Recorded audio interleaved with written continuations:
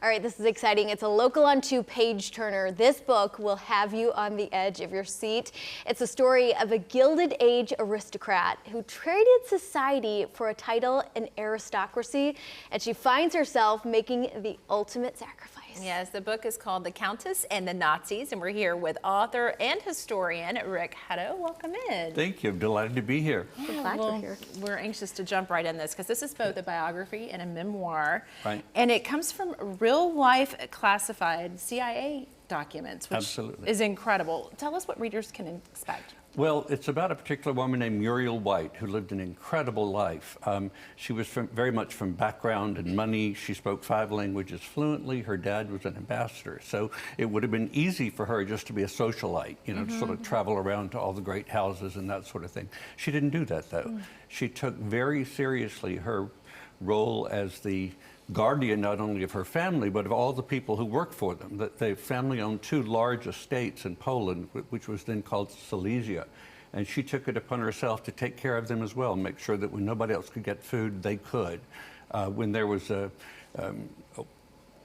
whole company coming there that was going to try to, you know, hurt or kill some of the people, she literally took all those families over a mountain overnight. They walked all night long over a mountain just to get away. And again, that's not the kind of thing that you would expect from somebody of her background. Yeah. And it's something that we can all kind of take a piece or a page from her book.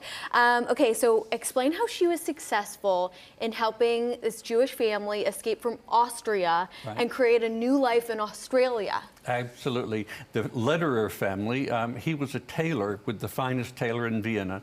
They made uniforms and livery outfits for most of the aristocracy, but they were Jewish, and he and his family wanted to get out. And when they saw what was going on, he wrote to all of his clients saying, "Would you please invite me to your country?" That would have gotten him out, and they wouldn't.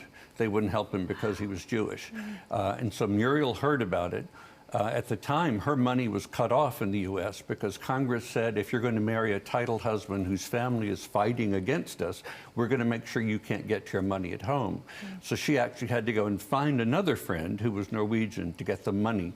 She arranged for them to travel by train all the way to England. She had passports waiting for them, Nansen passports they were called, put them on a ship, which took them 3 weeks to get down to Australia. But even there, she had to raise the money for them to be accepted because obviously the government of Australia didn't want families coming in, and they had to, you know, pay for all of their upkeep.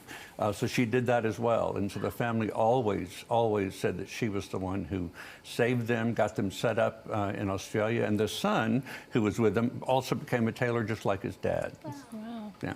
Well, it seems like a timely read considering the recent circumstances. Why do you feel like this is an important story to share today? Well, because she took herself so seriously, and I've written a lot about all of the American heiresses who married titled husbands.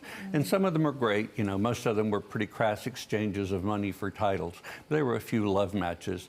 And she just didn't follow that usual form. She decided that it was more important to take care of people, to help them, even when she didn't know. I mean, for example, there were 2 pilots, British pilots in a prison.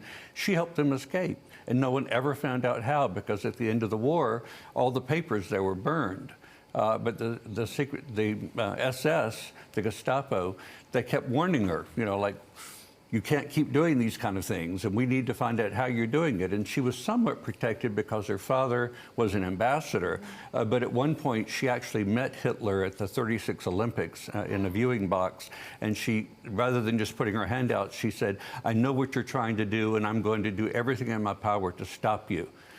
And he literally threw his head back and laughed and said, "Oh, madam, don't be so serious." So she wasn't shy about these things. Yeah.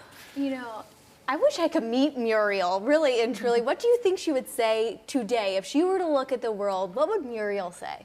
I think she would tell us to do what we can where we are. I mean, most people are not going to be able to save an entire family, you know, from a Gestapo camp and to send them off someplace.